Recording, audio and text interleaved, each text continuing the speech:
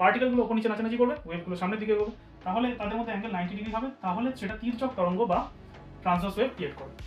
তাহলে পার্টিকেল যদি সামনে যায়, ওয়েভও যদি সামনে যায়, তাহলে তাদের মধ্যে অ্যাঙ্গেল হচ্ছে 0 ডিগ্রি, আর যদি পার্টিকেলটা পেছন দিকে যায় তাহলে তাদের মধ্যে অ্যাঙ্গেল হবে 180 ডিগ্রি। এক্ষেত্রে এরকম কিছু জায়গায় ঘন হয়, কিছু জায়গায় লঘু হয়, আবার কিছু জায়গায় ঘন হয়, আবার কিছু জায়গায় লঘু হয়। এইভাবে কম্প্রেশন আর রেরিফিকেশনের মাধ্যমে পার্টিকেলটা সংকোচন প্রসারণ বা ঘনীভবন এবং তনুভবন এই দুটো মাধ্যমে পার্টিকেলটা সামনের দিকে পেছন দিকে এরকমভাবে নাচানাচি করতে থাকে এবং ওয়েভটা সামনের দিকে ইনক্রিজ করে।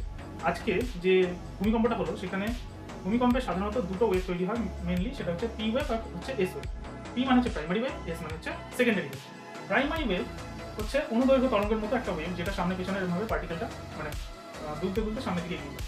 আর এস ওয়েভটা হচ্ছে সেকেন্ডারি ওয়েভটা হচ্ছে তির্যক তরঙ্গের মতো কাজ করে। সাধারণত প্রাইমারি ওয়েভটা সেকেন্ডারি ওয়েভের থেকে 1.7 টাইমস ফাস্ট হয়, তাহলে এটা প্রচণ্ড ফাস্ট জিনিস হলে সেটা সহজে চলে যাবে, সে বেশি ক্ষতি করবে না।